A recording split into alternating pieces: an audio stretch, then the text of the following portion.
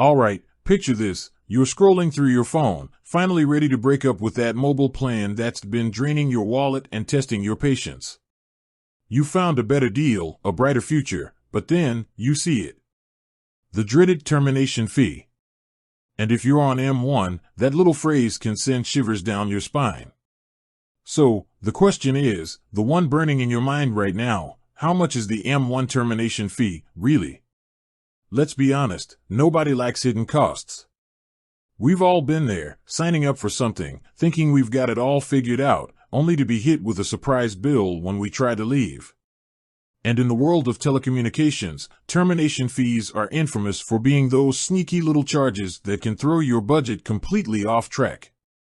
Now, M1, like many other telcos, has a range of plans, from basic mobile services to comprehensive data packages and fiber broadband. And each of these plans comes with its own set of terms and conditions, including, you guessed it, termination fees. Understanding these fees is crucial, not just for your wallet, but for your peace of mind. You don't want to be stuck in a contract you can't afford or don't need, just because you're afraid of the penalty. So, let's peel back the layers and get down to the nitty-gritty of M1's termination fees. First, it's important to understand why these fees exist in the first place. Telcos, like M1, invest heavily in infrastructure and customer acquisition. They offer subsidized devices, discounted plans, and various promotions to attract and retain customers. These contracts, often lasting 12 or 24 months, are designed to recoup those investments. When you sign a contract, you're essentially agreeing to a fixed term of service. If you decide to terminate that contract early, you're breaking that agreement. The termination fee is the penalty you pay for not fulfilling your end of the bargain. It's a way for the telco to recover the costs associated with your early departure. Now, here's where things get interesting and potentially confusing.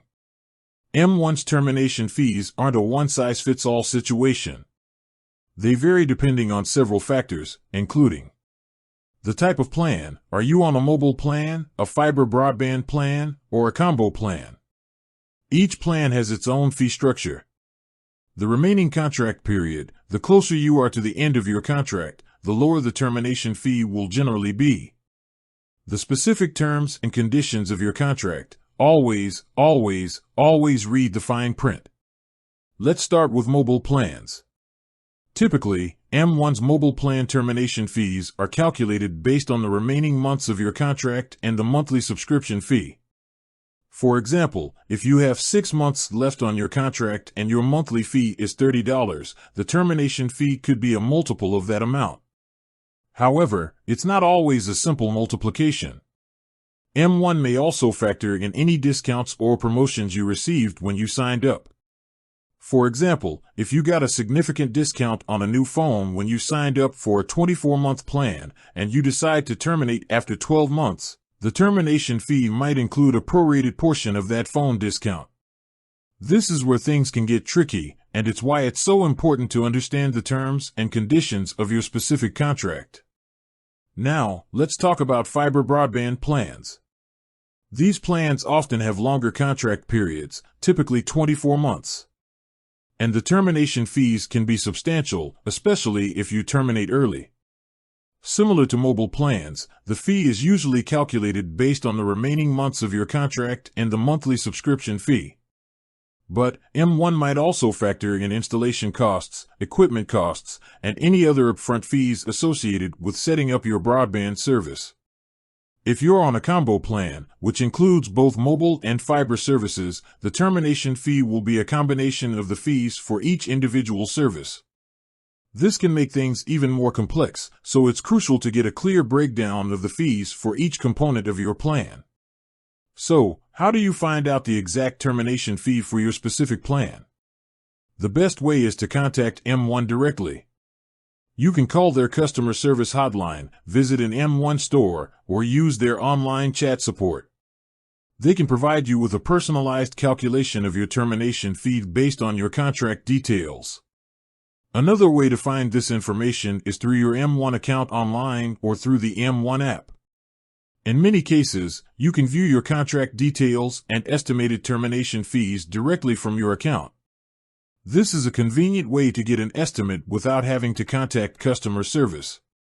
Now, here's a crucial point. Always ask for a detailed breakdown of the termination fee.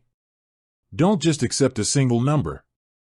Ask for an explanation of how the fee was calculated, and make sure you understand all the components of the fee. This will help you avoid any surprises and ensure that you're paying a fair amount. Additionally, it's worth noting that M1, like other telcos, sometimes offers early termination promotions or waivers. For example, if you're switching to a new plan with M1, they might waive the termination fee on your old plan. Or, if you're moving to a new address and M1 doesn't offer service in that area, they might waive the termination fee. It's always worth asking about these options. You might be able to save some money or avoid the termination fee altogether. Now, let's address some common misconceptions about M1 termination fees. One common misconception is that you can simply stop paying your bill and avoid the termination fee. This is not true. If you stop paying your bill, M1 will likely suspend your service and eventually terminate your contract. But you will still be liable for the termination fee. And your credit score could be affected. Another misconception is that you can transfer your contract to someone else and avoid the termination fee. While M1 does allow contract transfers in some cases, it's not always a simple process.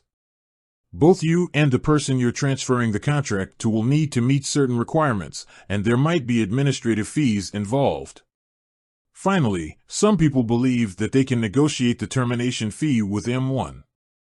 While it's always worth asking, M1's termination fees are generally based on their standard terms and conditions.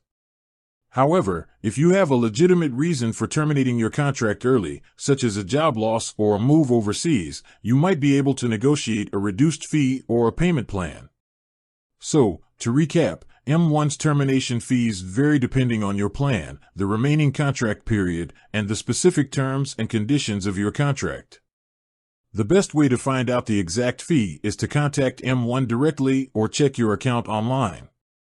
Always ask for a detailed breakdown of the fee, and don't hesitate to ask about early termination promotions or waivers.